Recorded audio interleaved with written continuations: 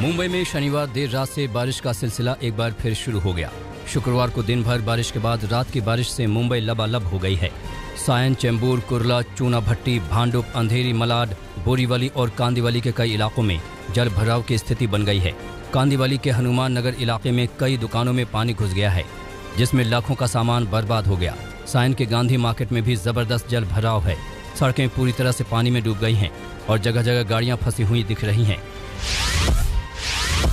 मुंबई के निचले इलाकों के साथ साथ मुंबई के लोकल रेलवे स्टेशनों पर भी बारिश की मार पड़ी है। स्टेशन आने जाने के रास्ते और कई जगहों पर पटरियां भी पानी में डूबी हुई हैं।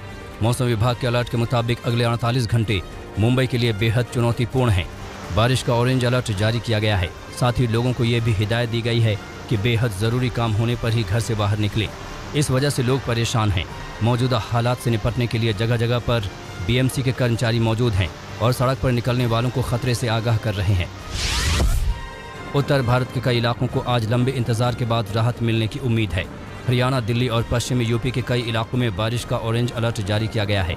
मौसम विभाग के मुताबिक इन इलाकों में अगले 3 दिन तेज बारिश हो सकती है। दिल्ली एनसीआर के आसमान पर आज सुबह से बादल छाए हुए हैं।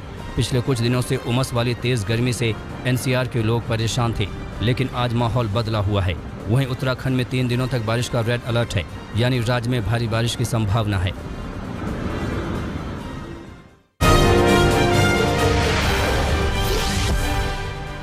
संसद के मानसून सत्र से पहले आज सरकार ने सर्वदलीय बैठक बुलाई है। सुबह 11 बजे सरकार की ओर से बुलाई गई सर्वदलीय बैठक होगी, जिसके बाद दोपहर 3 बजे एनडीए की बैठक होगी। शाम 4 बजे लोकसभा अध्यक्ष ओम बिरला ने सर्वदलीय बैठक बुलाई है।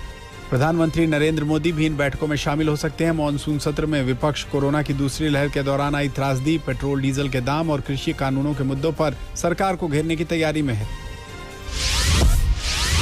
इसको चाइनीज बॉर्डर इशू, ये बॉर्डर इशू तो उठाने के लिए हमको सदन में राहुल जी की भी इच्छा है और ये सदन में भी हम उठाएंगे। समय जैसा मिलेगा उसी तरीके से एक एक इशू पे हम सारे मुद्दों को उठाएंगे। कृषि कानून के खिलाफ आंदोलन कर रहे किसानों से आज दिल्ली पुलिस के अधिकारी मुलाकात करेंगे। सूत्रों के मुताबिक दिल्ली पुलिस के अधिकारी किसान संगठनों से अपील करेंगे कि वो संसद के बाहर अपना प्रदर्शन न करें। किसान संगठनों ने 22 जुलाई से संसद के घेराव का ऐलान किया है। पंजाब के मुख्यमंत्री कैप्टन अमरिंदर सिंह ने कहा कि वो तब तक नवजोत सिंह सिद्धू से मुलाकात नहीं करेंगे जब तक सिद्धू उनसे माफी नहीं मांगते। हालांकि पंजाब कांग्रेस के प्रभारी हरीश रावत से मुलाकात के बाद कैप्टन अमरिंदर सिंह ने पंजाब में जारी कलह शांत होने के संकेत दिए हैं। अमरिंदर सिंह ने कहा कि सोनिया गांधी जो भी फैसला लेंगी वो उन्हें मंजूर होगा। इस बीच कांग्रेस के सूत्रों से पता चला है कि सिद्धू को पंजाब कांग्रेस अध्यक्ष बनाने की तैयारी है, जिनके साथ 4 वर्किंग प्रेसिडेंट का फॉर्मूला तैयार किया गया है। कैप्टन अमरिंदर सिंह जी ने जो पहले एक महान बयान दिया था, जिसमें उन्होंने कहा था whatever decision will be taken by the Congress President, by the CP, that will be honored by me. I will abide by that. So he reiterated that statement today also. UP के विधानसभा चुनाव की तैयारी को लेकर आज RSS पदाधिकारियों और BJP के नेताओं की अहम बैठक होगी। इस बैठक में चुनावी रणनीति पर चर्चा होगी। बैठक में संघ के सहकार्यवाह दत्तात्रेय होसबोले और अरुण कुमार शामिल होंगे। बीजेपी के बड़े नेताओं के साथ सीएम योगी आदित्यनाथ भी इस बैठक में शामिल हो सकते हैं। कांग्रेस महासचिव प्रियंका गांधी के यूपी दौरे का आज तीसरा दिन है। कल प्रियंका गांधी ने लखीमपुर खीरी जाकर ब्लॉक प्रमुख चुनाव के दौरान बदसलूकी की शिकार हुई महिला से मुलाकात की थी। मुलाकात के बाद यूपी की कानून व्यवस्था को लेकर प्रियंका ने योगी सरकार पर हमला बोला था, जिसके जवाब में बीजेपी ने प्रियंका के दौरे को टूरिज्म पॉलिटिक्स कहा था।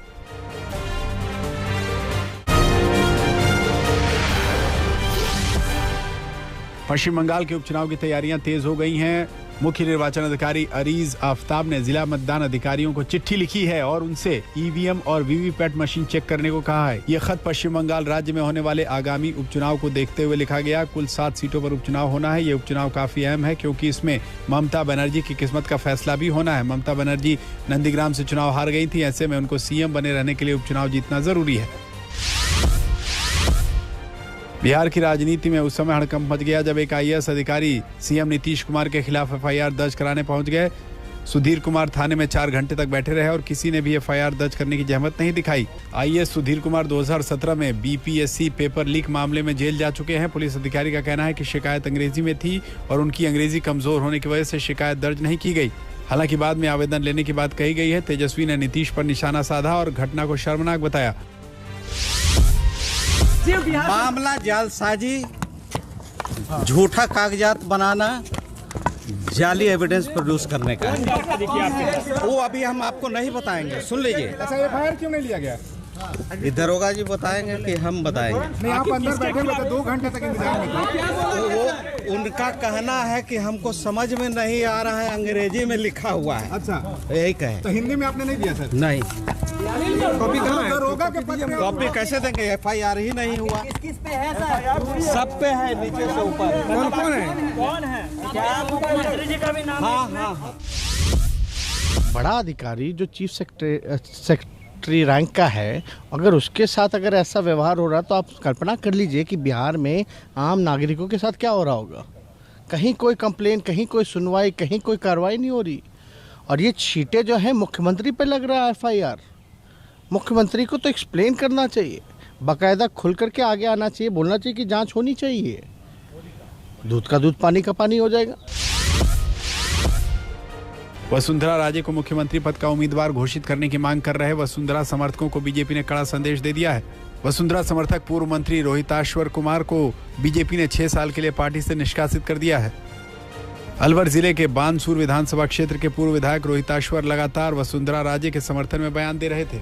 रोहिताश्वर का एक और वीडियो वायरल हो रहा है जिसमें वो राजस्थान बीजेपी अध्यक्ष पूनिया के नेतृत्व पर सवाल उठा रहे हैं। महाराष्ट्र में कांग्रेस से जारी मनमुटाव के बीच एनसीपी चीफ शरद पवार दिल्ली में प्रधानमंत्री नरेंद्र मोदी से मुलाकात की। दोनों नेताओं के बीच करीब 1 घंटे बातचीत हुई। एनसीपी नेता नवाब मलिक ने बताया कि बीते दिनों शरद पवार ने पीएम मोदी को पत्र लिखा था जिसमें कोऑपरेटिव बैंकों की आरबीआई द्वारा निगरानी के मसले का जिक्र किया गया था। इसी मुद्दे को लेकर शरद पवार दिल्ली में पीएम मोदी से मुलाकात की और उन्हें ज्ञापन भी सौंपा। नवाब मलिक ने कहा कि इस मुलाकात को लेकर किसी भी तरह की अटकलबाजी करना ठीक नहीं। उस बैठक में जो एक लिखित मांग थी सरकार के पास, खास करके कोऑपरेटिव बैंक को लेकर जो बैंक रेगुलेटरी एक्ट में केंद्र सरकार ने बदलाव किए, जिसके कारण बैंकों के जो कोऑपरेटिव बैंक है उनके अधिकार कहीं ना कहीं मर्यादित कर आरबीआई को ज्यादा उसमें अधिकार दिए गए। इसको लेके प्रधानमंत्री जी से बहुत पहले टेलीफोन पर पवार साहब ने चर्चा की थी। उन्होंने कहा था कि बैठ के इस पे चर्चा करेंगे। अमेरिकी राष्ट्रपति जो बाइडेन ने गलत जानकारी फैलाने को लेकर सोशल मीडिया प्लेटफॉर्म को बताया लोगों का हत्यारा। बाइडेन ने कहा कोरोना वैक्सीन को लेकर सोशल मीडिया प्लेटफॉर्म्स गलत और अधूरी जानकारी शेयर करके लोगों की ले रहे जान। अफगानिस्तान में शांति प्रक्रिया के लिए बनेगा नया स्क्वाड समूह। अमेरिका, अफगानिस्तान, उज्बेकिस्तान और पाकिस्तान करेंगे इसका गठन। स्क्वाड समूह को लेकर अमेरिकी विदेश विभाग ने प्रेस रिलीज जारी कर दी जानकारी। 4 देशों के स्क्वाड समूह का फोकस अफगानिस्तान में क्षेत्रीय संपर्क बढ़ाने पर होगा। अफगानिस्तान में शांति को लेकर पाकिस्तान की मेजबानी में होने वाला 3 दिवसीय सम्मेलन ईद तक टला। सम्मेलन टलने के बाद अफगानिस्तान में पाकिस्तान द्वारा तालिबानी हिंसा का समर्थन करने का मुद्दा गरमाया। 17 से 19 जुलाई तक पाकिस्तान की राजधानी इस्लामाबाद में शुरू होने वाला था सम्मेलन।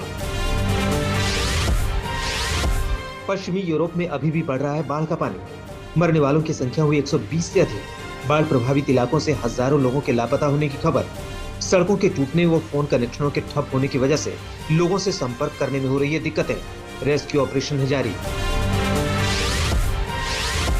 नासा ने की भविष्यवाणी, चांद पर होने वाली हलचल से दुनिया भर में आएगी भयानक बाढ़।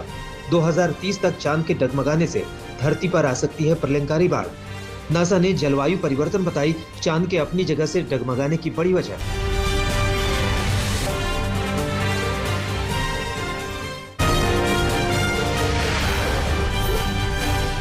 साइबेरिया में लापता हुए रूस के विमान ने की आपात लैंडिंग। विमान में क्रू मेंबर समेत सवार सभी 19 लोग सुरक्षित। इंजन में खराबी के चलते करानी पड़ी आपात लैंडिंग, जिसके चलते प्लेन कुछ देर के लिए रडार से हो गया था बाहर। चीनी और ब्रिटिश वैज्ञानिकों ने कोरोना वायरस को बताया प्राकृतिक उत्पत्ति। वैज्ञानिकों के दल ने वायरस को इंसान द्वारा निर्मित नहीं करने की दी दलील। साइंस चाइना में छपे लेख में वैज्ञानिकों ने किया साबित कि कैसे इंसानी गतिविधियों से कोरोना वायरस की उत्पत्ति नहीं है संभव। ब्रिटेन में कोरोना का खतरा बरकरार।